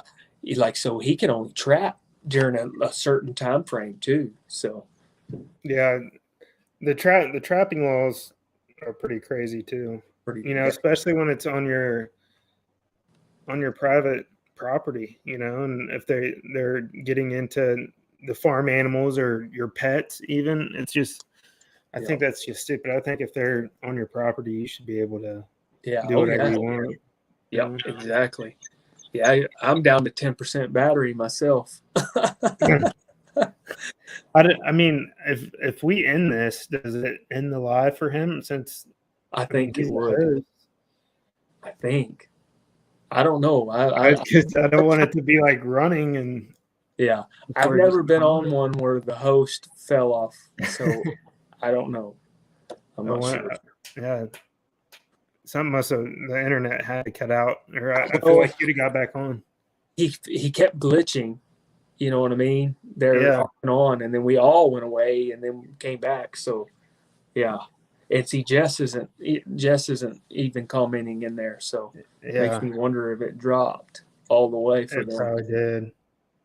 And they're probably like, oh, look at there, those two knuckleheads that took over my show. You let these two guys run the show. Well, I'm glad you were in here, or else I'd have been just sitting here freaking talking to me. Yeah, you'd been all by yourself. Yeah. And I've like, this is the first time I've gotten on a live too. Which Is it really? This is the first one? yeah, I was telling Glenn, like, I want to jump on people's panels and stuff too, and Yeah. eventually have our own live. But it's like, it just seems like when everyone's on, I work during the day, about 10 hours Monday through Friday. So a lot of times when people are on live, I'm at work. So Yes. Yeah. I'm not able to watch.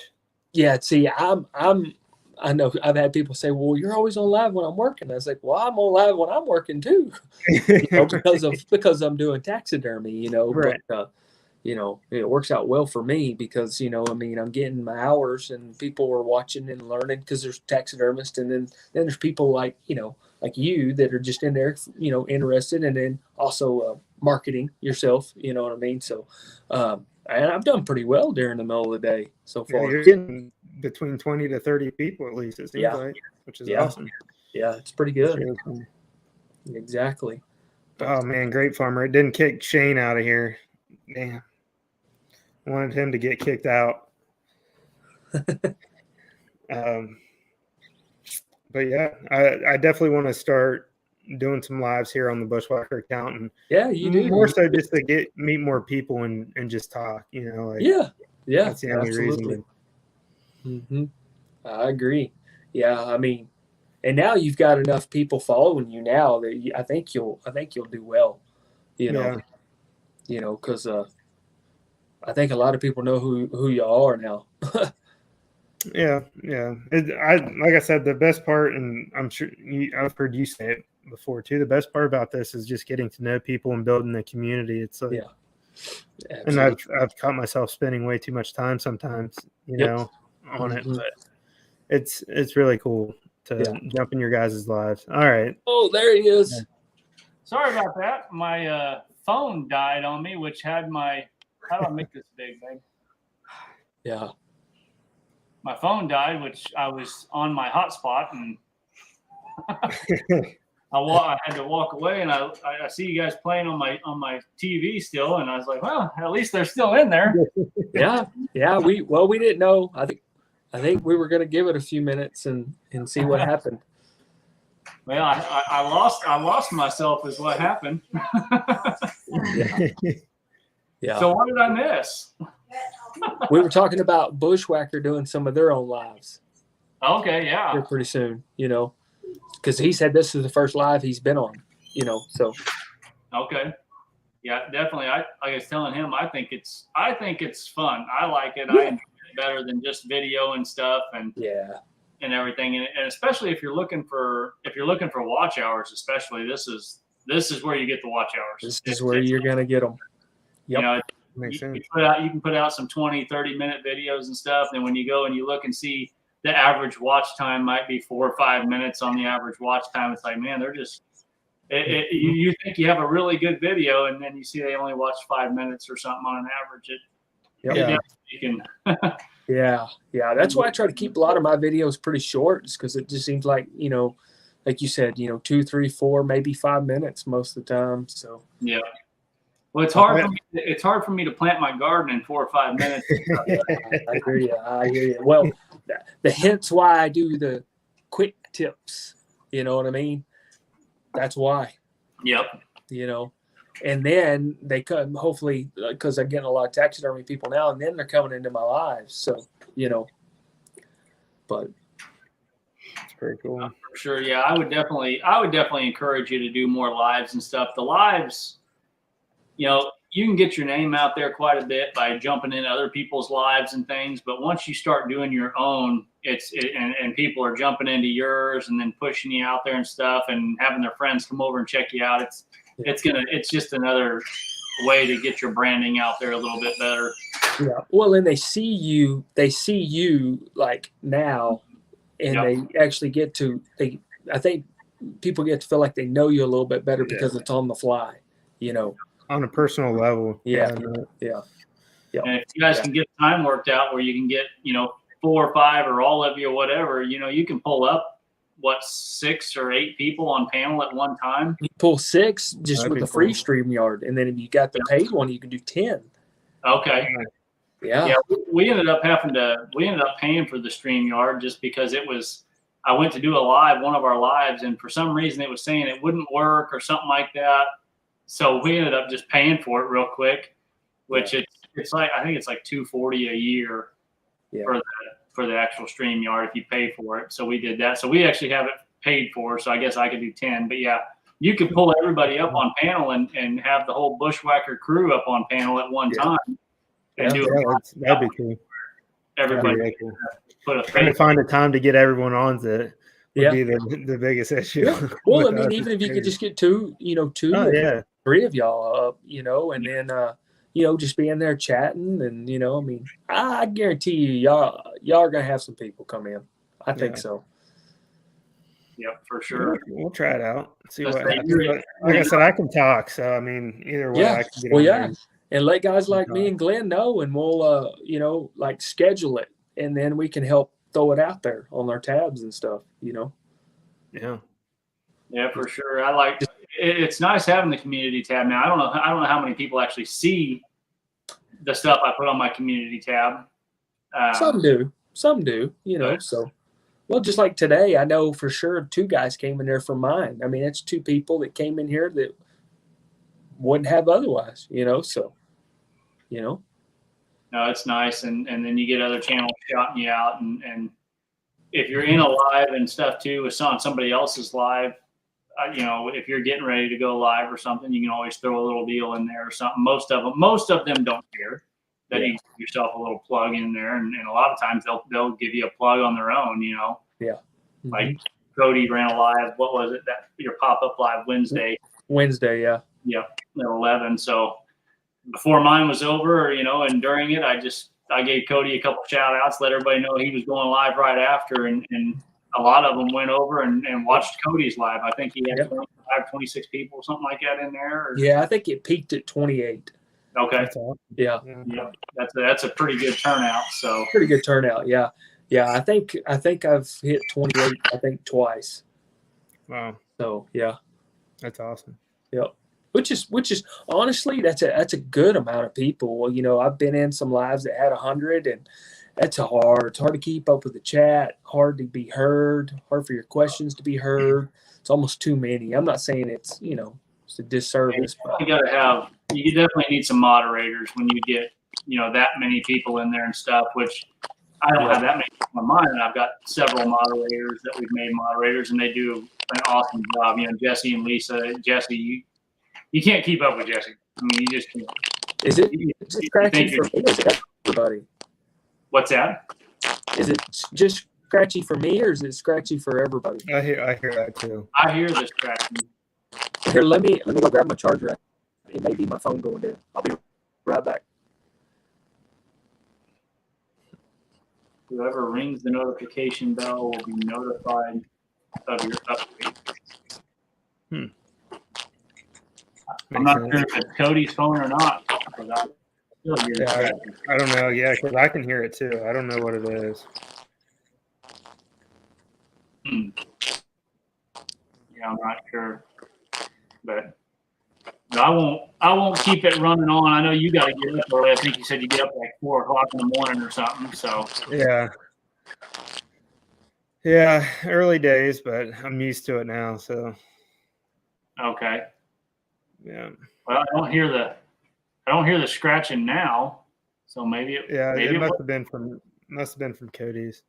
Yeah, so maybe it was on his phone. So, but Well, anyways, man, Steele, it was nice meeting you guys. You, anyways, I haven't got to meet everybody else, but it was nice actually seeing you face to face and kind of giving everybody a chance to get to know you guys a little bit. And hopefully, if you're not subscribed to Bushwacker Mountain Co. TV, go over and check them out and give them a thumbs up, watch their stuff, and if you like it, and like and subscribe and follow them. So I know I enjoy watching it. So. Well, we really appreciate it, man. And sorry it was such a hassle to schedule this, but like I said, they wanted me to jump on here, especially since I'm the one doing most of the commenting and everything. I felt like it probably made a lot more sense since I'd be the one that knows everyone's name and can, be a little.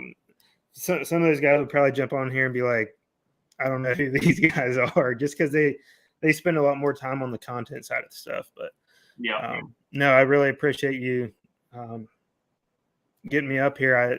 I've enjoyed it. Like I said, I've been wanting to get on a live and just talk away. So it's really cool. And, hopefully sometime soon we can do it again. And if I have a live, I'd definitely like to have you guys up and learn a little more about the homestead side of things as well.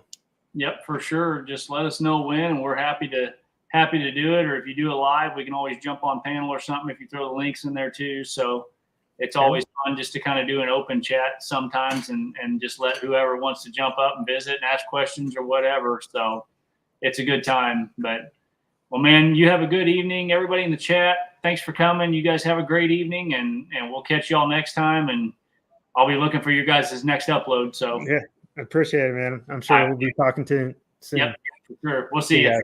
Yep, see ya.